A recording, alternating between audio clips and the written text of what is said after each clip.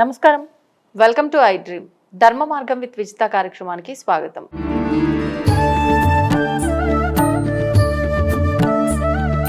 నమస్కారం గురుగారు. పరమేశ్వరార్పణం.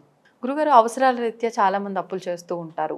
కొంతమంది అప్పులు చేసినంత సులువుగా తీర్చేస్తూ ఉంటారు. కొంతమంది మాత్రం ఎంతకాలమైన అప్పులు తీరవాలనున్నా వాళ్ళకు వచ్చే ఇన్కమ్ని బట్టి తీర్చలేకపోతూ ఉంటారు.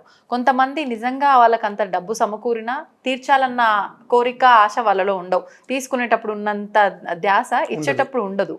అంటే ఒక అప్పు విషయంలోనే రకరకాల పరిస్థితుల మెంటాలిటీ ఉన్న మనుషుల్ని చూస్తూ ఉంటాం. అసలు ఏం చెప్తారు వీళ్ళ మూడు మనస్తత్వాల గురించి ఇప్పుడు నేను అడిగాను. ఏం చెప్తారు మీరు దాని గురించి?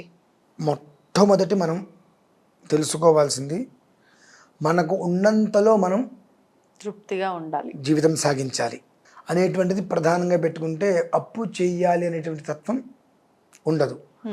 నిజంగా ఇప్పుడు చాలామంది రైతులను మనం చూస్తుంటాం. అవునండి. వాళ్ళు నిజంగా నాకు అనిపిస్తూ ఉంటుంది, నలుగురి కోసం అంటే నలుగురు 10 మంది అన్నం తినాలన్న ఒక ఉద్దేశ్యంతో వాళ్ళ కుటుంబాన్ని ప్రమాదంలో పడేసుకొని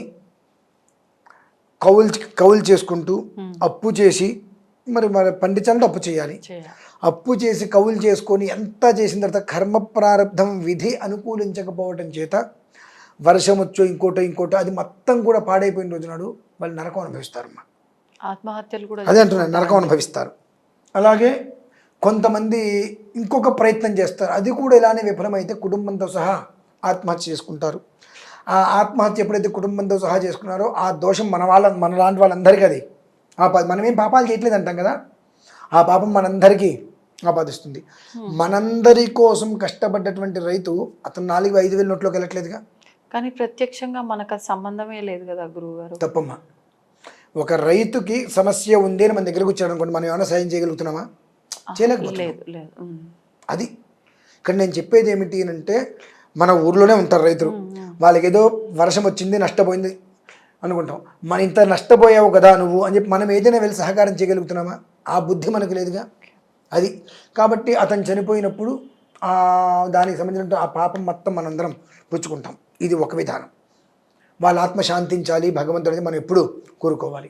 ఇకపోతే 2, ఏదో చిన్న పనులు చేసుకుంటూ కుటుంబాన్ని పోషించుకుంటూ చిన్నగా ఎదగాలని ఒక ఉద్దేశ్యం కావచ్చు, ఎదుగుతున్నప్పుడు దానికి సపోర్ట్ కావాలని చెప్పి కొంతమంది అప్పులు చేస్తారు. నిజంగా కొన్ని తీర్చేస్తూ ఉంటారు. అయినప్పటికీ కర్మ ప్రారంధవశాత్తు కాస్త వాళ్ళు దెబ్బలు తింటూ ఉంటారు. భగవంతుడు నీకు ఎప్పుడైతే తీర్చేయాలనేటువంటి జిజ్ఞాసతో ఉంటావో నీకు ఏదో ఒక రకమైన మార్గాన్ని ఇస్తూనే ఉంటాడు. ఇకపోతే 3వ రకం అండి, మంది సొమ్ము మంగళహారతి. మంది సొమ్ము మంగళహారతి తిరిగి ఇచ్చే ఉద్దేశ్యం ఉండదు. చెప్పే మాటలు ఏంటంటే, ఈరోజు నువ్వు నాకు పెట్టుబడి పెట్టు, వారంలో నీకు ఇచ్చేస్తా. సంవత్సరాలు గడుస్తుంది, రూపాయి ఇవ్వరు. కనీసం మనుషులు కనిపించరండి. ఇవి మోసపూరిత లక్షణాలు అంటారు. వీళ్ళు మళ్ళీ నీతులు మాట్లాడుతూ ఉంటారు.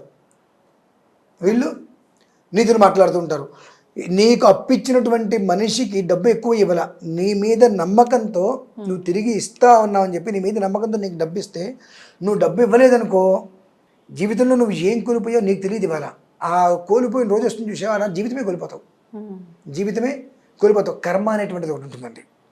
అది నువ్వు ఎప్పుడైతే కనుక డబ్బు తీసుకొని డబ్బులు ఇవ్వకుండా నీకు డబ్బు ఇంకెక్కడి నుంచైనా వస్తే ఆ డబ్బుతో నువ్వు నీ ఇంటికి కావాల్సిన విషయాలని కొనుక్కుంటూ ఏర్పాటు చేసుకుంటూ ఈ మనిషికి ముందు చేయి చూపించిన రోజు నాడు దానికి తగ్గ ప్రతిఫలము ఒకనొక సమయం వస్తుందండి. అనుభవిస్తారు, అంతకంతా అనుభవిస్తారు. వీళ్ళ బ్రతుకులు ఏమిటంటే బ్రతుకే అప్పులు చేయటం, వీళ్ళ జీవితమే అప్పులు చేసి బ్రతకటం. ఎవరు కనిపిస్తే వాళ్ళు ఎంత ఇస్తే అంత, ఏ మాట మాట్లాడితే అప్పు ఇస్తారో తెలుస్తుంది, ఎలా మాట్లాడి అప్పు తీసుకోవాలో వాళ్ళకి అది ఆ నైజం, అది చాలా వాళ్ళకి వెన్నతోటి పెట్టినటువంటి విద్యలాగా వచ్చేస్తుంది. తిరిగి ఇవ్వరండి. అటువంటి వాళ్ళు అనుభవించేటువంటి కర్మ. ఇప్పుడు మొదటి వారికి ఫస్ట్ ఉన్నటువంటి రైతులకి మన నుంచి ఎలాంటి సహకారం లేకపోవడం వల్ల వాళ్ళు ఆత్మహత్య చేసుకున్నారు. వాళ్ళు పండిస్తేనే మనం తింటున్నాం, కానీ మన నుంచి సహకారం లేక ఆత్మహత్య చేసుకున్న ఆ పాపం మనకి.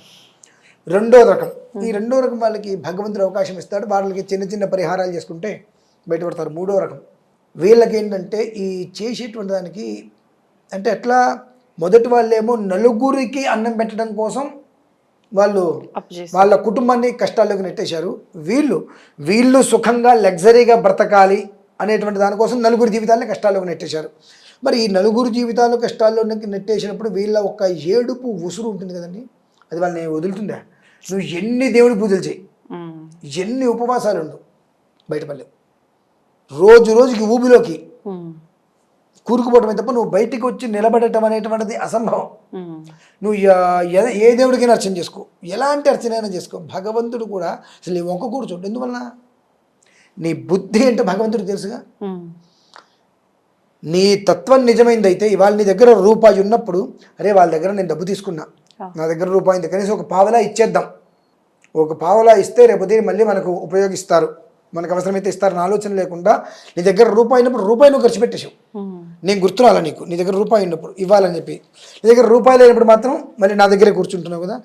ఈ బుద్ధి భగవంతుడికి తెలుసు కదండి. కాబట్టి నువ్వు ఎన్ని పూజలు చేయి, ఎన్ని పునస్కారాలు చేయి, వీళ్ళల్లో ఎవరో ఒక మనిషి పరిపూర్ణంగా నిన్ను క్షమించగలగాలి. క్షమిస్తారని నమ్మకం ఉందా మీకు? అంత ఆ ఇంట్లో నీకు ఎవరైతే అప్పిచ్చారో వాళ్ళ ఇంట్లో ఎన్ని సమస్యలు, ఎన్ని కష్టాలు వచ్చి నిన్ను ఎన్నిసార్లు అడుగుంటారు? వాళ్ళు ఉంటే ఎంత పోతే ఎంత నిర్ణయంలో పట్టించుకోలేదుగా.